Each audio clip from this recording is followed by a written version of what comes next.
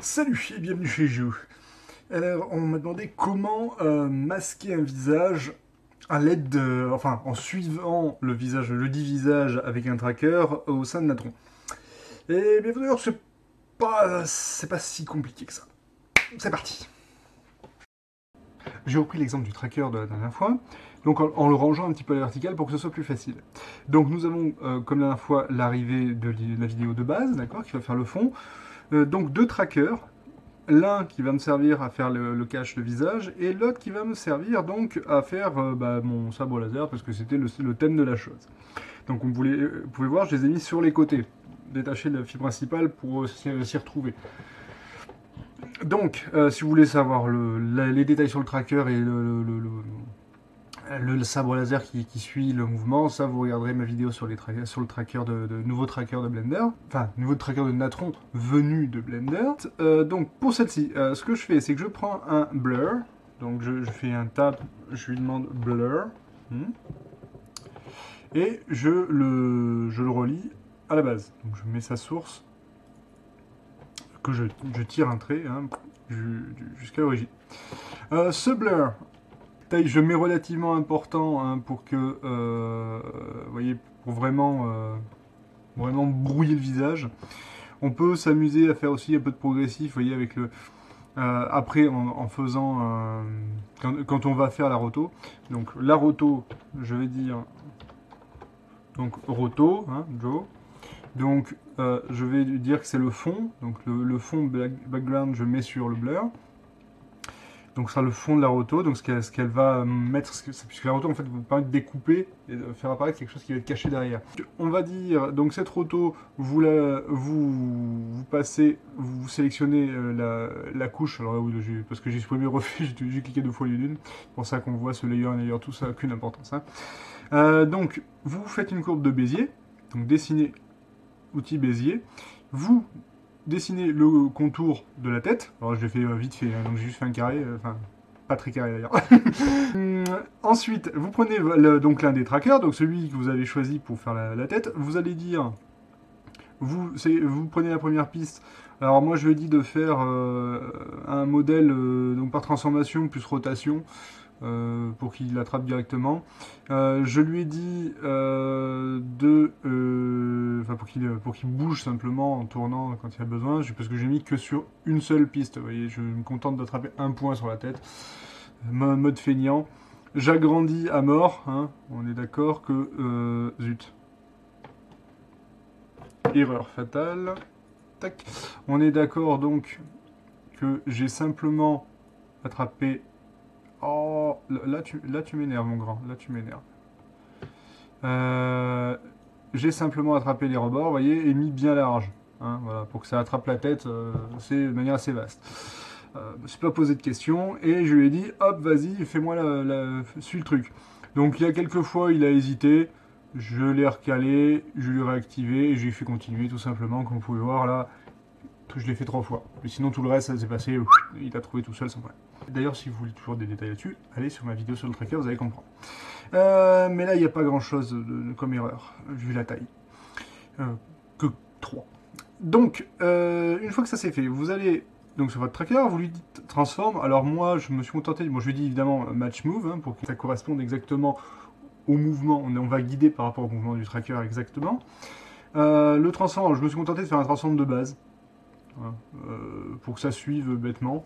Pensez que des fois certaines images, si vous avez l'impression que ça se décale après, vous pourrez toujours recliquer sur compute.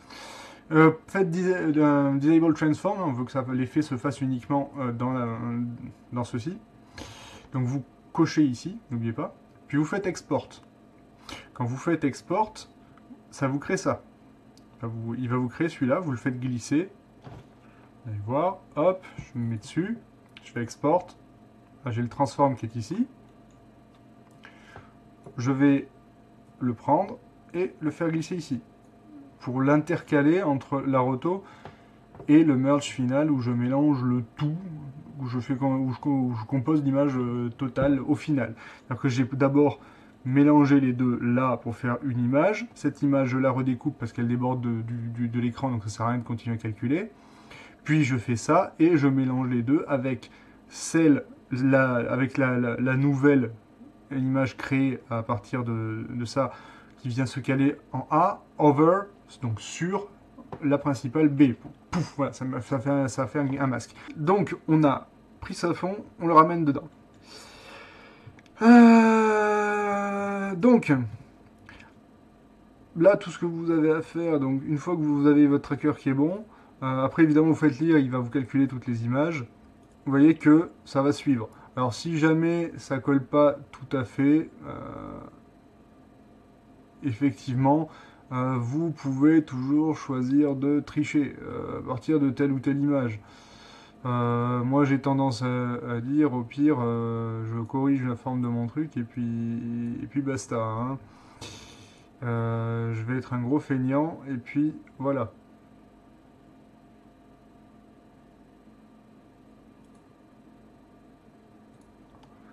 Voilà, je me déplace entre les images. Bon,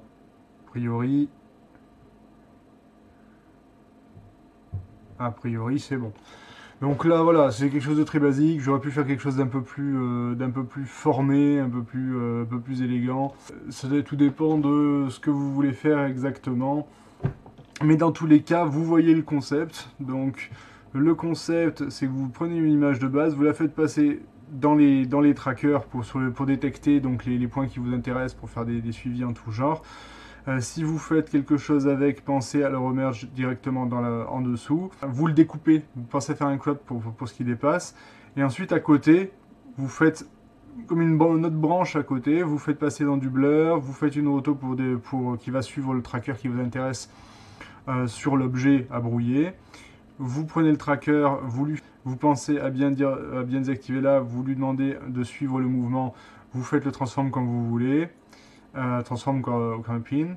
Vous faites donc lier export. Vous mettez ça, vous l'intercalez à la fin pour que ça suive le tracker.